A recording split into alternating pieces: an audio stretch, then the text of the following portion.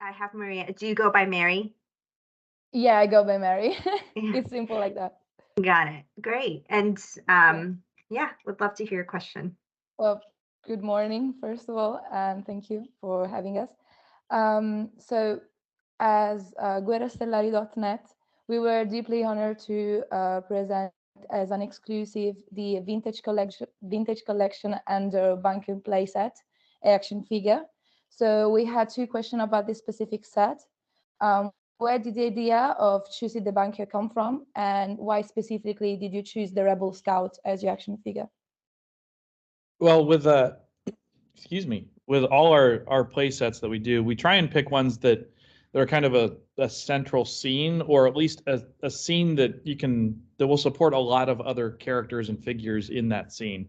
And that bunker scene, obviously in Jedi, like that's a massive scene of troopers and heroes and Ewoks and all sorts of stuff. So it provides a great display backdrop for our fans' collections. So that's part of what went into that. I mean, also Return of the Jedi and the anniversary, like we knew it was going to be a Return of the Jedi one. And there are a few. We were already doing the Boba Fett's throne room, so fans are already getting a Jabba's palace sort of thing going on. So that bunker made sense for price and all those requirements of fitting figure display space. It also it formed kind of an anchor. I mean, you guys know about the ATST, like the speeder bike.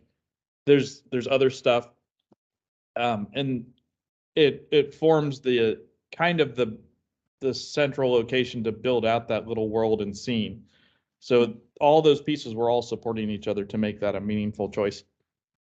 The figure himself, that's just straight up fun.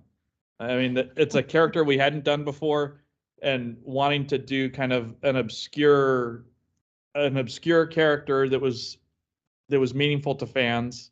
I mean, I've always loved that guy, and then his version in disguise in the speeder bike outfit just felt like a very fun one to include in that set specifically. Thank you. So, Darth Malak and Stilashan, a dream come true for Knights of the Old Republic, for the action figure Gremlin Grades. Although it has already been 20 years since the very first quarter of the expanded universe, so we wanted to know which were the key points that led to the decision of creating an action figure based on this specific game. Well, I think the thing that really got us excited was when Lucasfilm had that little teaser of the new version coming. Um, and but those characters are, and Revan especially is, I mean, they're as much a part of Star Wars as a larger story than any other character. And I think sometimes we get so distracted by the new content that we forget about how important the breadth of content is. And that's when we're going back to gaming, and those other parts of the Star Wars universe are super meaningful to us, and we know to our fans too. So Yeah. getting those in was something important to us, and answered a lot of that. Yeah, we know there's a great gaming community out there, and trust me, there are definitely people that play those games and Yeah, I know. advocate for those key characters.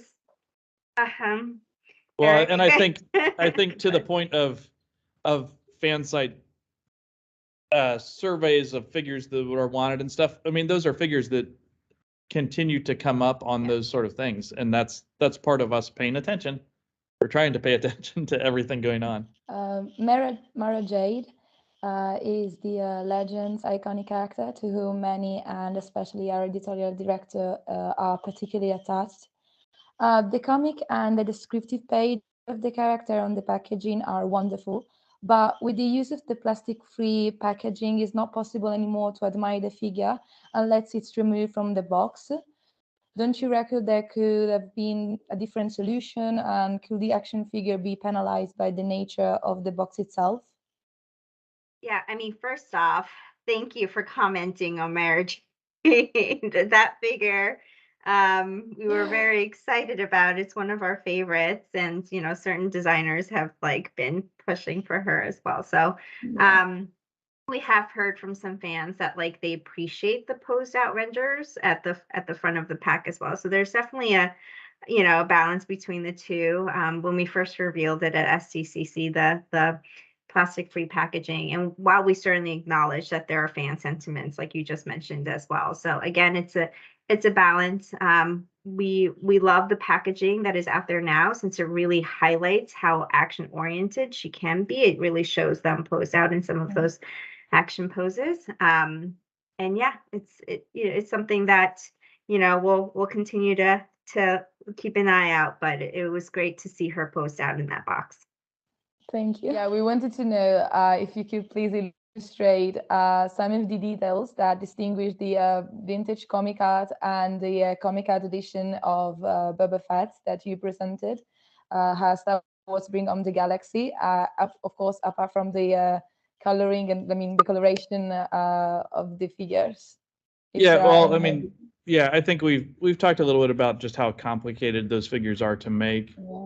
Those comic ones, it was part of trying to figure a fun new way to bring Boba Fett figures to fans. I mean, and tell a larger story about that character and how much meaningfulness there has been around him and different looks for him. In the comic versions, it was a great way to look at kind of at fun different looks for him.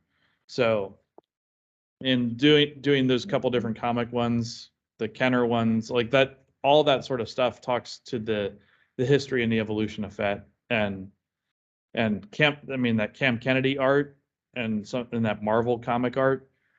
I mean, I know for me those were so iconic versions of that character, and the team did such a great job interpreting that art into Fett. I mean, down to reflections on the visor that mimic stuff in the comic art. So it's just about celebrating Boba Fett and his different takes